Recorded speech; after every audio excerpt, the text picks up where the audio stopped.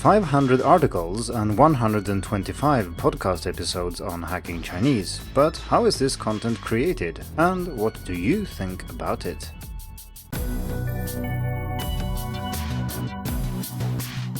Hello and welcome to the Hacking Chinese podcast. In this week's episode, we are going to do something slightly different. Normally, I write articles and record podcast episodes about how to learn Mandarin, but today we're going to take a step back and look at how those articles and podcast episodes are produced, and more importantly, what you think about them and how they could be improved. If you are desperate for advice about learning Mandarin, you have 124 episodes before this one and a ton of articles on the website. But this week's article is not a normal article, but rather a listener and reader survey that I've published with the aim of understanding what you think about the content that I produce. And of course, moving forward, how I can make it even more helpful for people who learn and teach Mandarin. The survey only takes 5 minutes to fill out and consists of mostly multiple choice questions. And if you have those 5 minutes to spare, that would be very helpful and it will guide my work with hacking Chinese moving forward. There are also some more open questions where you can type your thoughts and comments, but if you're in a hurry, you can of course skip these. Either way, I would appreciate it greatly if you took the time to fill out the survey, and of course I'll put a link to it in the description of this episode. As usual, you can also get in touch with me directly at editor@hackingchinese.com if you have any thoughts, questions, or other comments. In this podcast episode, I will share a little bit more about the process of what's going on behind the scenes, as it were, and I will also answer some questions that I receive about hacking Chinese, and not about how to learn Chinese, of course, that's what I normally do, but about the website itself and how it's run. If you want to know more about the history of hacking Chinese, I actually did talk about that in episode 15 when we celebrated 10 years of hacking Chinese. So today I will not talk so much about that, but more about the process on how I work with articles, episodes, and so on. So let's start with the written articles on the website, because those are the core of hacking Chinese. Of course, there is now also the podcast, but that has only been around for 2.5 years, whereas the website has been around for 12 years and a bit.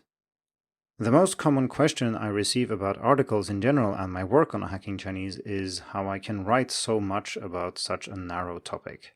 And of course, I realize that most people haven't written 500 articles about how to learn Mandarin, but it really isn't as amazing as it seems, or at least that's the way it seems from my point of view. To start with, learning Chinese isn't really a narrow topic at all. It's huge. It contains many different fields that people spend their lives researching and writing about. Obviously, second language acquisition is important, but there are also many other factors such as motivation or how to get things done, how to structure your studies, and so on, which aren't directly related to how humans acquire new languages, but more about how you can do so while also leading a busy life. Furthermore, if you live and breathe something for many years, that topic obviously doesn't appear very narrow to you, and I'm sure all of you have other hobbies, or maybe your hobby is learning Chinese, and you realize that there are actually an infinite number of things to write about. Inspiration for articles typically comes from 3 or 4 different sources, and these have waxed and waned a little bit over the years depending on what I'm doing and what I'm focusing on outside of hacking Chinese. So when I first launched Hacking Chinese back in 2010, almost all articles came from my own experience about learning Mandarin in a number of different environments.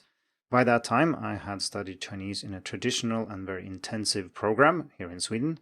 I had studied in an immersion environment for 2 years in Taiwan, and I had just returned home to Sweden to complete my university degree, and then I studied Chinese on the side. So learning Chinese in all these different environments with dozens of different teachers, textbooks, courses, and so on does give rise to a large number of questions.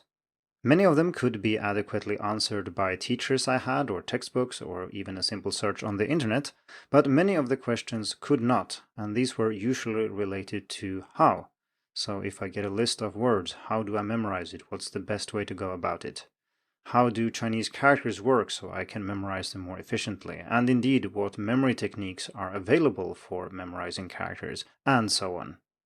These were things that I asked myself all the time, and my classmates also asked themselves all the time, but there seemed to be not that much information available about this online, so I started writing about it, and after doing so for a year or so, I collected all those articles, moved them from my personal website to Hacking Chinese, which was then launched in 2010. Naturally, I still keep learning Chinese, so inspiration from my own learning is still a major source, although it has of course diminished over the years.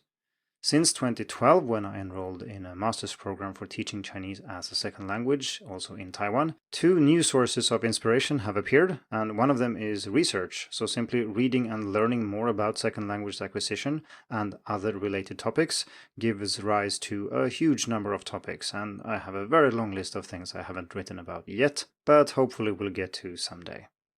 The other source of inspiration here is teaching. Because when you teach, you see what your students struggle with, and sometimes they struggle with the same things that I did when I started learning Chinese, and sometimes they struggle with something completely different.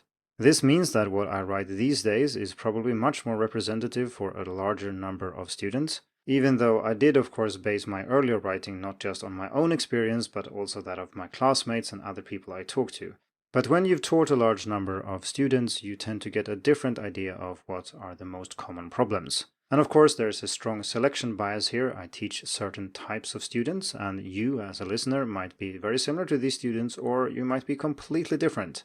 And this is indeed one of the most important sources for articles these days, beyond the ones that I've already mentioned, namely you as a reader or listener. Because people leave comments on Hacking Chinese, they send me emails, they say things on social media and so on, and sometimes these questions are very good and they generate articles further down the road. My final source of inspiration is professional development, and this is something I do outside of Hacking Chinese at a university here in Sweden, where I work with professional development for language teachers. This is not specifically about Chinese, because Chinese is still a rather small school subject in Sweden, so even though professional development is certainly needed, there aren't always resources to focus on that exclusively. If you're curious what other things I teach at university, I have courses in how to use digital tools as a support in language teaching.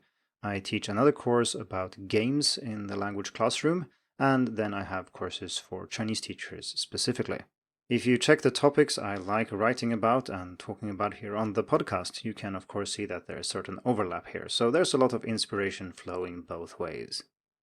If you run a long-term project like Hacking Chinese, it's very important to keep track of your notes and your ideas, because if you do run out of them at some point, or you want to write an article and you don't know where to start, it will be very hard to keep up a regular posting schedule and you will feel stressed out. So what I do is that I use a service called Notion.so, where I collect everything about articles, episodes, and so on. So if I have an idea for an article, I just write it down in a list, and then I develop these into something I called article embryos, which is just a preliminary title with some ideas and thoughts scribbled down. So for example, if I respond to a question someone has, I might write down the answer, just copy it to this little article embryo, and then it might develop into an article later. At the moment, I have around 60 of these, and I add more than I actually use, so it's not going to run out anytime soon. That doesn't mean I'm not interested in your questions and ideas for what to write about though, because sometimes readers have much better ideas than I have, and after all, you're the one I'm trying to help, not myself. That's all well and good. I have lots of ideas for articles to write, but the problem is, of course, that they also take an awful lot of time to write, and this can vary enormously. Some articles I know exactly what to write. It might be a contemplative piece about something I've thought about for a long time, and then I can usually mash out an article in maybe an hour, and then some editing, and then it's done. Some articles take an enormous amount of time to write though, sometimes because I need to do a lot of research, and this could be reading up on a specific topic I don't feel well versed enough in to write about.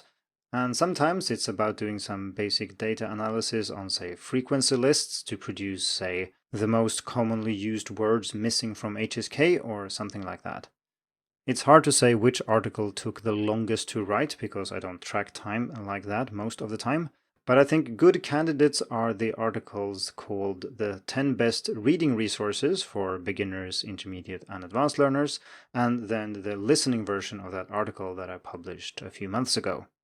It might just seem like I collected a bunch of resources and presented them in a list, but I actually checked out many times more resources than I listed, of course, because I wanted the best ones, not just 10 random ones that I could find. And so for the listening resources, for example, just listening to loads of different learner podcasts and figuring out which are good and why they are good, combined with writing about them and then presenting them in an intelligible way on the site, probably took something like 40 hours to do. So I'm not really constrained by not having enough ideas for things to write about or do on Hacking Chinese, but some of them simply take too much time to do. A good example of this is interviews on the podcast. I have only done one so far in 125 episodes, and this is of course not because of a lack of people to interview. In fact, there are several people I plan to get on the podcast in the very near future. It's just that interviews take so much longer than me just sitting down and talking about something that I find interesting, a little bit like I'm doing now. I mentioned my work with professional development earlier, but I do actually do other things at university too, and this is a different university actually, where I started learning Chinese in 2007. So I am Director of Studies for a unit called Language for Specific Purposes, where we teach languages, and specific purposes here refers to a professional context. So either students who are enrolled in other programs such as engineering or economics or business or something else, or people who are already working in these areas and need languages for various reasons. As was the case for my other university job, this is of course not specific for Chinese, but we also do English, French, German, Spanish, and Japanese. This is also where I've spent most of my time teaching Chinese in classrooms, at least. So as you can hear, I keep myself busy, and Hacking Chinese is only a small part of the things that I'm doing. This is of course why things are rather slow sometimes. I don't publish new courses on Hacking Chinese every year, and I certainly don't write these long articles that require extensive research every week either. While people have of course contributed to Hacking Chinese a lot over the years in various ways, and see the anniversary episode for more about that, this is still mostly a one-man effort. I come up with ideas for articles, I draft them, I read them, I proofread them, I edit them, I find the images, I do all of that, and I also record the podcast, edit the podcast, publish it, and so on. My wife does help out, mostly with brainstorming and moral support, but beyond that, there really isn't a team or anything behind Hacking Chinese. It's just me. So having talked about the website, the articles, and things in general, let's talk a little bit about the podcast that you are listening to right now. This is episode 125, and the reason I started the podcast in the first place is because I enjoy listening to podcasts, and if someone has a podcast and I'm interested in following what they're doing, it's 10 times more likely that I will do so if I can listen to it compared to if I have to read it. As I've mentioned on the podcast before, I like long-distance running, and I also get a lot of listening done in other situations throughout the week. So if you have an interesting podcast, I might listen to it, but if you just have an interesting website, it's rather unlikely that I will have the time to read it. Of course, I figured that other people might be like me in this regard, and so I started recording the podcast. This is the first experience I have with podcasts in general, and this is of course why the survey is so important, because I'd like to hear what you think about the podcast. I'm not going to go through all the questions related to the podcast in the survey, but one thing that I'm interested in particular is what kind or what style of episode you prefer. So I don't know if long-time listeners have noticed this or not, but there are a couple of different types of episodes. So for example, right now I'm just talking. I don't have a script at all. I'm just freely talking about a topic that I have somewhat prepared by thinking about it in advance. That's rather unusual, of course, because the podcast episodes are closely tied to articles. So what I normally do is that I write the article and then I just talk about the same topic. I have, after all, just researched it and written the article and read it once or twice, so I know what I'm talking about and then I just record. This means that the podcast episodes rarely contain exactly the same as the articles they are based on. Sometimes I just add things on the fly, and sometimes I skip things that I'm not interested in talking about or that I think don't work very well on the podcast. At other times, though, I just read the article aloud and record it, and sometimes I change minor things to make it work better on the podcast, but generally speaking, it is extremely close to the written article. I did this a lot when the podcast was new because I thought it would save time both for me and for you. But the more I worked on the podcast, the more I tried out these more freestyle episodes where I just talk around a topic that I've decided in advance. And like I said, of course, I have a written article it's based on, but I don't really care about the way it was worded in that article. These episodes tend to be much longer because I ramble a bit, as I'm probably doing in this episode as well. But on the other hand, it's also more natural, and I think some people might prefer that. On the other hand, the articles I just read aloud are much shorter and more efficient, so if you want to get a lot of advice or ideas about learning Chinese in a short period of time, these are probably a better option. I probably ramble less and I make fewer mistakes and so on. So, like I said, this is one of the questions I ask in the survey. Do you like it when I read articles, short, efficient, or when I talk more freely, so longer but more natural? I also ask if you have rated or recommended the podcast to someone else, and this is just a sneaky way to remind you to do that if you haven't already. If everyone who listened recommended the podcast to one other listener, we would double the number of listeners. That would be fantastic. So if you haven't recommended or rated the Hacking Chinese podcast, please do so. It helps other people find out about it, and it makes me more motivated to create more content. I think that's enough rambling for one episode. Next week, I will of course be back with more tips and tricks for learning Mandarin. And in the meantime, I hope you will be able to spare the 5 to 10 minutes it takes to fill out the survey. Like I said, it's very valuable for me to hear what you think so I can make Hacking Chinese even better for all. Thank you for tuning in to the Hacking Chinese podcast. If you like this episode, please share it. More information and inspiration about learning and teaching Chinese can be found at hackingchinese.com. See you in the next episode, and until then, good luck with your studies.